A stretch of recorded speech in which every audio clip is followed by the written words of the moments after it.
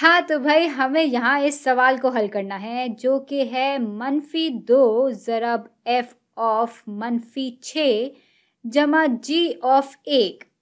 और ये जो दो खौफनाक से दिखने वाले ग्राफ हैं वो इन्हीं f ऑफ x और g ऑफ x के हैं।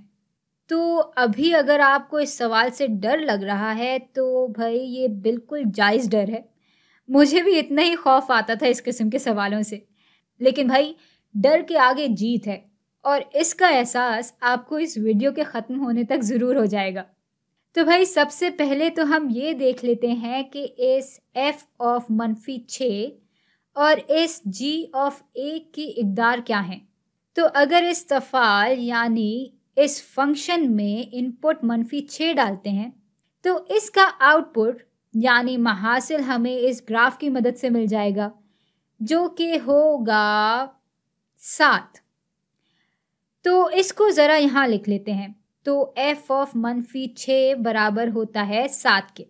अब भाई g ऑफ 1 की कदर भी हम देख लेते हैं। तो g ऑफ x के ग्राफ पे अगर हम 1 दाखिल करें या इसका इनपुट दें तो ग्राफ में इसका महासिल आ जाता है -5 के बराबर। भाई ये भी लिख लेते हैं कि g ऑफ 1 बराबर होता है -5 के।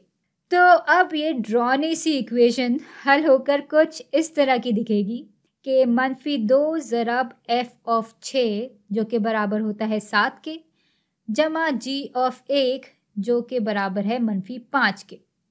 लो भाई खोदा पहाड़ निकला चूहा। इसको तो हम बड़ी आसानी से हल कर सकते हैं। अब -2 ज़रब 7 बराबर हो जाता है -14 के और इसमें जमा हो जाएंगे -5 और ये पूरा बराबर हो जाएगा -19 के। और इसके साथ हमारा सवाल हो गया ख़त्म और आपको डर के आगे की जीत बहुत बहुत मुबारक हो।